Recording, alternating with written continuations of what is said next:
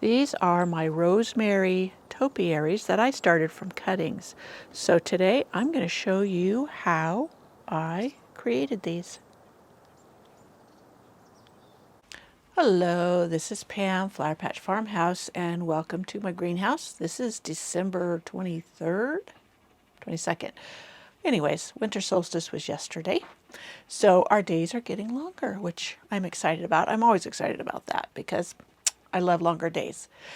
Anyways, we are in the greenhouse and I'm going to show you how I created these topiaries. I had two of them. I showed you at the beginning. Rosemary topiaries. And I started with cuttings like this. I'm going to show you how I take cuttings and then how I prune this one. This one's needing pruning to kind of top it and make it fuller. We are going to go step by step and how I did that. And this one is probably about 2 years old. So it doesn't take a whole lot of time to get these neat little rosemaries. Mine live outdoors all year round. But a lot of people I know, they can't overwinter their rosemaries outdoors.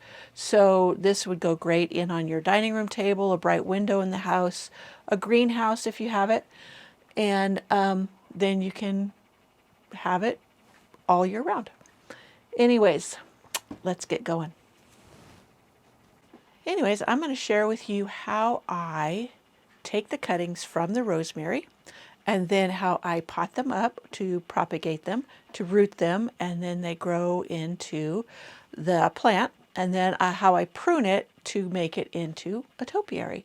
It's super easy, super fun, and when you do take the cuttings yourself, they're basically free plants, so it's not as hard to cut on it thinking you're going to make a mistake, because even if you do, no great loss other than your time. And sometimes they're fun to just practice with. I've seen them also in a tree form, like a conifer form, a triangle shape. I haven't done that yet, but I do have another rosemary I bought. It's a different type. I didn't realize there were so many different types. I don't know about you, but there are. And I may try with that one. I'll show you that in one second. Now this is the other one. This is the new one I just bought. And look at the difference. The little, I don't know what you call this part, leaves, they're thicker and they're a darker color green, almost a bluey green, whereas this one has more of a yellow green tint. So very interesting. There's actually, I just bought this at not Home Depot, but Lowe's the other day.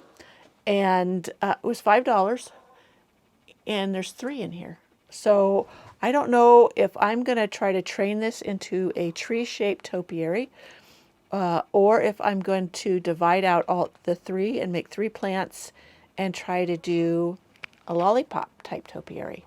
Or I could leave 2 in here and do 2, like a 2 stacking lollipop. But I'm kicking myself for not buying a second one because for $5, well, $6, these are just going to be fun to play with. And I love smelling them. So let's get to work on our topiary. So here is the one we're going to be pruning. And here are some pots to put the prunings in to start more. Now, even though this is December, I'm doing this now because I'm finally getting to the video for you, but I will put these on heat mats under lights and they will go ahead and root. Normally I would do this in more of a springtime when it's warmer out here in my greenhouse and they would take off. Then I wouldn't put them on a heat mat or under lights. So let me zoom up a little bit so you can see where I'm taking the cuttings. Now these are, see how some are big, tall, and straggly coming off here, and I want this to stay compact and be fuller. So I will get my cutters, and I will just find where I want the height to be. And here is my cutting. I'm just going to pull off the leaves. Let me pull off a little bit more. And there you have the stem. Now, I don't always, but many times I do use a rooting medium. This one is Bonide Rooting Powder. This is not the one I use for roses. I use a stronger one. I use Hormex 8, but this is one that I use for things like this.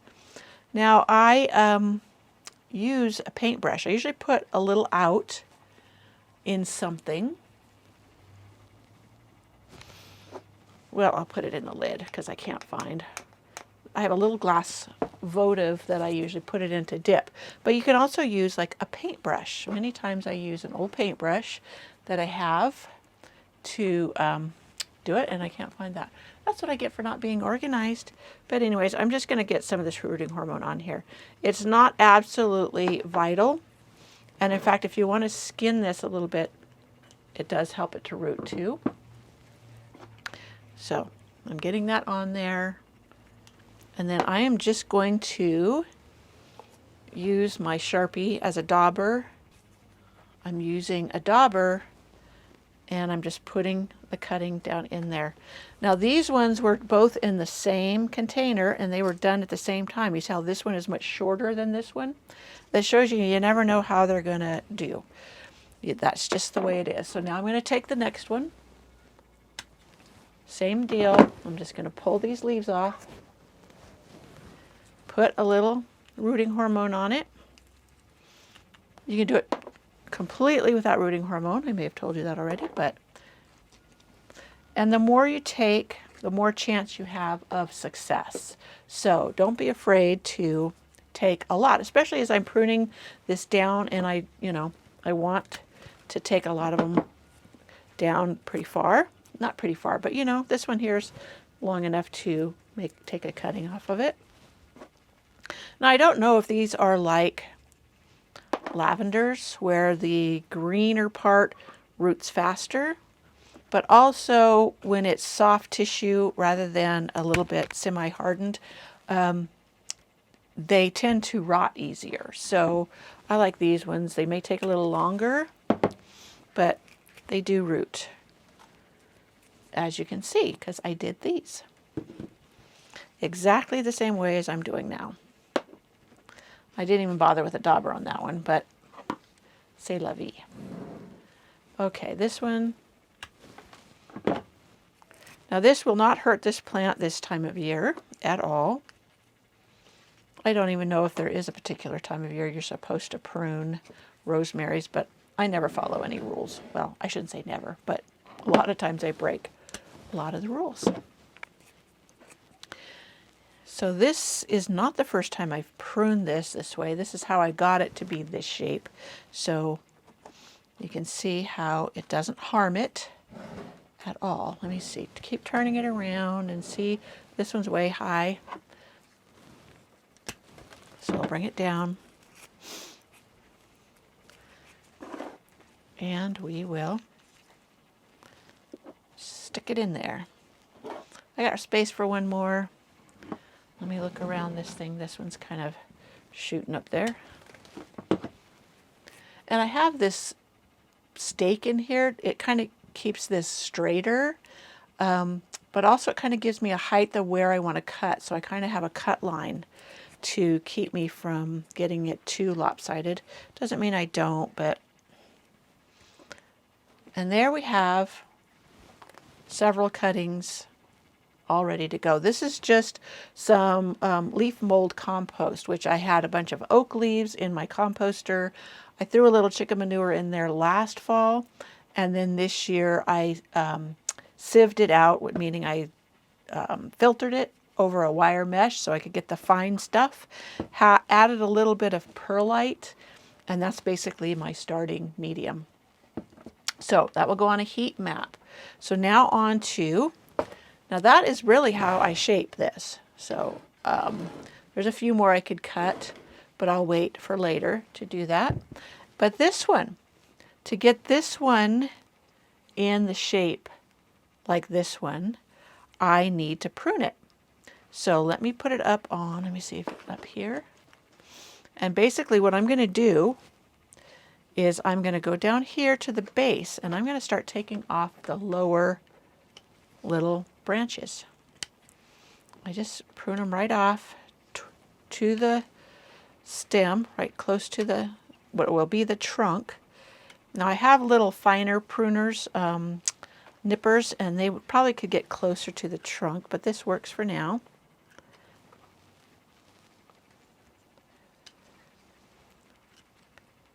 I think they have, I don't know what they call them, little snippers or something. And you may have to do this throughout the season, keeping these trimmed off. And some of them get soft enough or are soft enough that you can just pinch them out with your thumb and finger, your thumbnail. And you figure out how far up you want to go. And then I would, let me see if I have a piece of bamboo around here. I grow bamboo, and I love my bamboo, but I take cuttings off of it to make little stakes for my little topiaries. And that's what this is. It's a little piece of bamboo. And I had some other pieces around here, and I guess I used them up. Anyway, so I will tie this up so it stays straight. Tie it to a piece of bamboo. Found it. Here is a piece of bamboo, and I'm going to poke it down into my pot, figure out what height I want it. I probably will cut it up here. And let's see if this is strong enough to cut. Yep.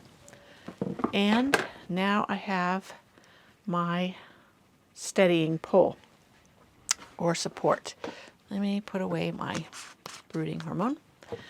And I will tie it. I tie them with pieces of pantyhose because they're soft enough and stretchy that they don't hurt it as it stretches as it grows, so that it doesn't bind it in any way. It just keeps it straightened.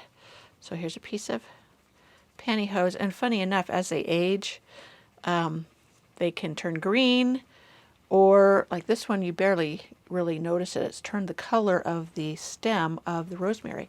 So now I'm going to cut out the tip. And that will encourage branching around this way, just like this one has started branching out. So that is how I start my rosemary topiaries. I love terracotta pots too. I aim to put them in them. And then when I bring them in the house, they have the pretty pot. Terracotta breathes, so it's not as easy to overwater, because rosemaries, they like it a little arid or a little drier. And it's very easy to overwater them, kind of like it's very easy to overwater lavender. I just about killed one last year. Again, overwatering. So I wish you could smell it in here. This rosemary smells just divine.